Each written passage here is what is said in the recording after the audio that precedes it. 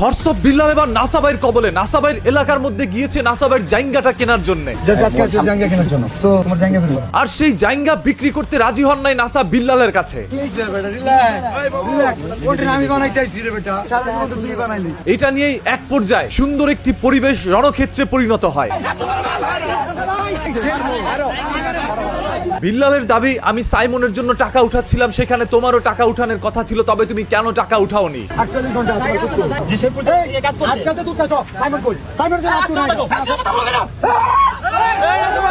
বরঞ্চ তুমি আরো এ বললে সাইমন একটি বাচ্চা ছেলে, ও যদি পৃথিবীতে না থাকে এতে কারো কিছু যায় আসে না। সাইমন যদি চলেও যায় যে ছোট পোলাপান ব্যাপার না, এটা নাসা ভাই বলছে কতটুকু অমানু। এই কথা বলার কারণে বিল্লাল আরো ক্ষিপ্ত হয়ে যায় এবং নাসার এলাকায় চলে যায়।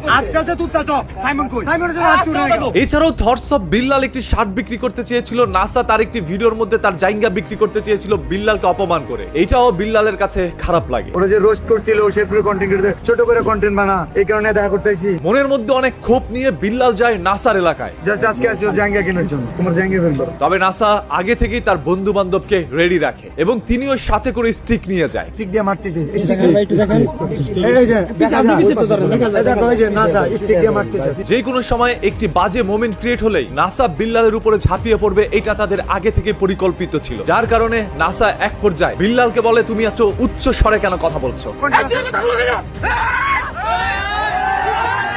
এটা বলা মাত্রই নাসার পিছনের যতগুলো মানুষ আছে সবাই বিল্লালের উপরে ঝাঁপিয়ে পড়ে। কিছু পরিমাণ উত্তম মাধ্যম বিল্লালকে দেওয়া হয়। যেহেতু বিল্লাল অন্য এলাকা থেকে নাসার এলাকায় গিয়েছে, সেহেতু নাসার সাথে পেরে উঠতে তার একটু হিমশিম খেতে হচ্ছিল। তবে নিজের এলাকায় পা রাখতেই বিড়াল থেকে আবার সিংহে পরিণত হইল বিল্লাল। ও কোন দেশের প্রেসিডেন্ট? ওকে জোর আমার ফোন দিয়ে আসতে হবে। বিল্লালের দাবি, নাসা বিনোদন নামক যে একটি টিম রয়েছে সেটা পুরোটাই একটি সন্ত্রাসী বাহিনী, তারা কিশোর গ্যাং। নাসা বিনোদন টিম এন্ড সন্ত্রাসী নাসা। অন্যদিকে নাসার দাবি, এই বিল্লালই মোবাইল চুরি করে বাজারের মধ্যে জনগণের ধোলাই খেয়েছিল, তার জামা কাপড় খুলে জনগণ তাকে বেঁধে রাখে।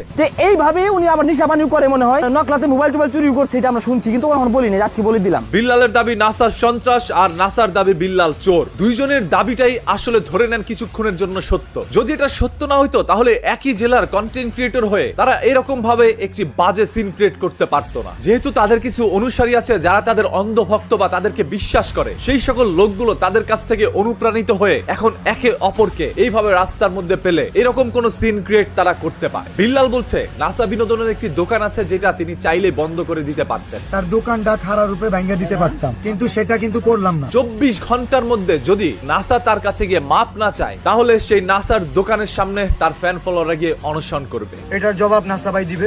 আগামী 24